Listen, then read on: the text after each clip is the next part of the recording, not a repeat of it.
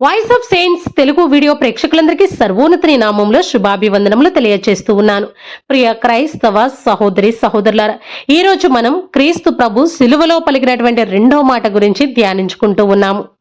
లూకా సువార్త 23వ అధ్యాయం 43వ వచనం ప్రకారం మనం చూస్తే, నేడే నీవు నాతో కూడా పరలోకములో ప్రవేశించెదవు అని క్రీస్తు ప్రభు తన కుడి పక్కన ఉన్నటువంటి దొంగతో మాట్లాడుతున్న మాట ఇది. దేవుని కుమారుడైనటువంటి క్రీస్తు ప్రభు ఇద్దరి దొంగల మధ్యలో వ్రేలాడుతూ ఉన్నారు. ఆ ఇద్దరు దొంగలు సాధారణమైన జేబు దొంగలు కాదు. ఇద్దరు కూడా దోపిడీ దొంగలు, హత్యలు చేసిన నేరస్తులు. వారి చుట్టూ ఉన్న వ్యక్తులను వారు బాధ పెడుతూ జీవించేవారు. ఇద్దరి దొంగల మధ్యలో క్రీస్తు ప్రభుని పెద్ద నేరస్తుడుగా చూపిస్తూ వారు సిలువ వేశారు. క్రీస్తు ప్రభుకి ఎడమ వైపున ఉన్న దొంగ కోపముతో, ద్వేషముతో నిండి ఉన్నాడు. క్రీస్తు ప్రభుని ఎగతాళి చేస్తూ, మీరు మెస్సయ్య అయితే మిమ్మల్ని మీరు రక్షించుకొని మమ్మల్ని కూడా రక్షించండి అని కోపంగా మాట్లాడతాడు. అంతలో కుడివైపున ఉన్న దొంగ ఇలా అంటాడు, మనము న్యాయంగానే శిక్షించబడుతున్నాము, కానీ ఈ వ్యక్తి మాత్రం ఎలాంటి తప్పు చేయలేదు, కానీ అన్యాయంగా శిక్షను పొందుతున్నాడు అని చెప్పి, యేసు నీవు నీ రాజ్యంలోకి ప్రవేశించినప్పుడు నన్ను కూడా జ్ఞాపకం చేసుకో అని అడుగుతాడు. అప్పుడు క్రీస్తు ప్రభు ఇలా అంటారు, ఈ రోజే నీవు నాతో పాటు స్వర్గములో ఉంటావు అని చెప్తారు. అప్పటి వరకు ఎన్నో దొంగతనాలు, హత్యలు చేసిన ఆ గజి దొంగ ఆఖరి నిమిషంలో తన తప్పులను ఒప్పుకొని పరలోక భాగ్యాన్ని పొందుకున్నాడు. అయితే ప్రియ క్రైస్తవ సహోదరి సహోదరులారా, మనం ఎంత దూరం తిరిగినా దేవుని యొక్క అనుగ్రహం ఎప్పుడూ మనకి అందుబాటులోనే ఉంటుంది. అందుకే క్రీస్తు ప్రభు ఇలా అంటున్నారు, ఏదో ఒక రోజు నీవు నాతో పాటు పరలోకంలో ఉంటావు అని చెప్పడం లేదు, ఈ రోజే నీవు నాతో పాటు పరలోకంలో ఉంటావు అని చెప్తున్నారు. దీన్ని బట్టే దేవుని యొక్క ప్రేమ ఎప్పుడు మనకి అందుబాటులోనే ఉంటుంది అని చెప్పడానికి ఇదే గొప్ప నిదర్శనము. ప్రతి ఒక్కరూ క్రీస్తు ప్రభుని తిరస్కరించారు, అవమానించారు. అక్కడున్న ప్రజలందరూ క్రీస్తు ప్రభుని అవమానించడం ఆ దొంగ ప్రత్యక్షంగా చూశాడు. సిలువ నుండి క్రీస్తు ప్రభు మాటలను అందరికంటే దగ్గర ఉండి స్పష్టంగా విన్నాడు. క్రీస్తు ప్రభుని హింసించిన వారిని, అవమానించిన వారిని కూడా క్రీస్తు ప్రభు క్షమిస్తూ వారి కొరకు తండ్రిని ప్రార్థించడం ఆ దొంగ దగ్గరుండి చూశాడు. అదే ఆ దొంగ యొక్క హృదయాన్ని లోతుగా తాకింది. క్రీస్తు ప్రభు తనను సిలువ వేసే వారి పట్ల క్షమాగుణాన్ని కలిగి ఉండడం, తండ్రికి వారిని క్షమించమని గొప్ప మనస్సుతో ప్రార్థన చేయడం ఆ దొంగ యొక్క హృదయాన్ని మృదువుగా చేసింది. ఆ దొంగను ఆలోచింపచేసింది. అతని ఆలోచనలో మార్పు వచ్చింది. క్రీస్తు మాత్రమే రక్షించగలడు అని ఆ దొంగ అప్పుడు నమ్మాడు. వెంటనే దేవునికి మొర్ర పెట్టుకుని తన తప్పులను ఒప్పుకున్నాడు. ఆ దొంగ చివరి గంటలో క్షమాపణ పొందుకున్నాడు. తన జీవితంలో ఎన్నో తప్పులు చేశాడు, కానీ ఆఖరి నిమిషంలో స్వర్గాన్ని పొందుకున్నాడు.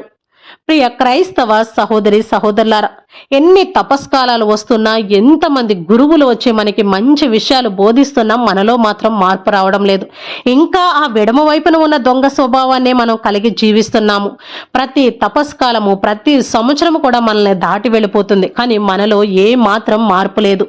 మనందరము చదువుకున్నాం, డిగ్రీల్లో, అంతస్తుల్లో కాస్త తేడాలు ఉన్నప్పటికీ మన స్వభావాలు మాత్రం ఆ పాపపు స్వభావంతోనే నిండిపోయింది. అందరం కూడా పాపానికి గురవుతూనే ఉన్నాము. దాని బరువుతో నలిగిపోతూ ఉన్నాం. పాపం అనే దౌర్జన్యానికి మనందరము బానిసలైపోయి దాని సంకెళ్లలో చిక్కుకుపోయాము. దాని మూలంగానే మనందరం మరణాన్ని కొని తెచ్చుకుంటున్నాము.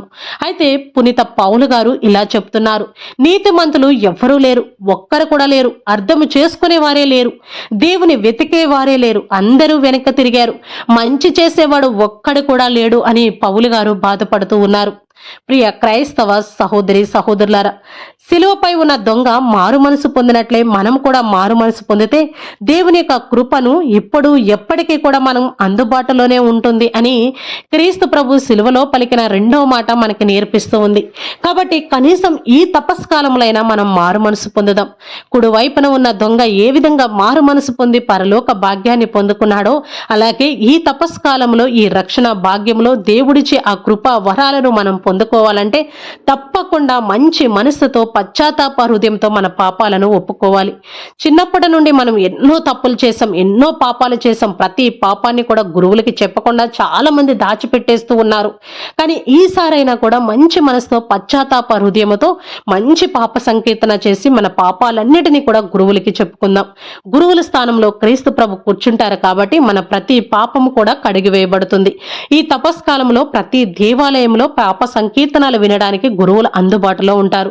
కాబట్టి ప్రతి ఒక్కరు కూడా మంచి మనసుతో మంచి పాప సంకీర్తనం చేసి మారు మనసు పొంది దేవుడిచ్చే ఆ కృపా వరాలను పొందుకొని పునరుత్థానం రోజున మనము కూడా కొత్త వ్యక్తులుగా క్రీస్తు ప్రభులో మరలా పునరుత్థానం అవుదాం.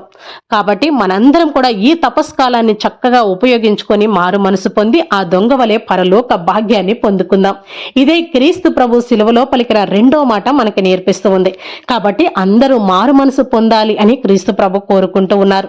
మనందరి కొరకు క్రీస్తు ప్రభు ప్రాణ త్యాగం చేశారు. మనం చేసేది చిన్న పని, పాపాలను ఒప్పుకొని మంచి పాప సంకీర్తనం చేసి మారు మనసు పొందడమే. మనం చేసే ఈ చిన్న పనే దేవుని యొక్క స్వర్గానికి మనకు దారి చూపిస్తుంది. కాబట్టి ప్రతి ఒక్కరు కూడా ఈ తపస్కాలంలో మంచి మనసుతో మంచి పాప సంకీర్తనాలు చేయాలి అని కోరుకుంటూ ఈ రెండవ మాటగా మీకు అందరికీ కూడా మంచి వివరణ ఇచ్చాను అని నేను అనుకుంటున్నాను. కాబట్టి దయచేసి మీరందరూ కూడా ఈ వీడియోని మరి నలుగురికి షేర్ చేసి దేవుని యొక్క సువార్తలో మీరు కూడా పాలు భాగస్థులు కావాలి అని కోరుకుంటూ ఈ వీడియోను ఇంతటితో ముగిస్తున్నాను. మరొక మంచి వీడియోతో మీ ముందుకు వస్తాను. అప్పటి వరకు దేవుని యొక్క కృప కాపుదల మనందరికీ తోడై ఉండి దేవుని యొక్క ప్రేమలో సేవలో మనల్ని ముందుకు నడిపించునుగాక. Amen. God bless you all.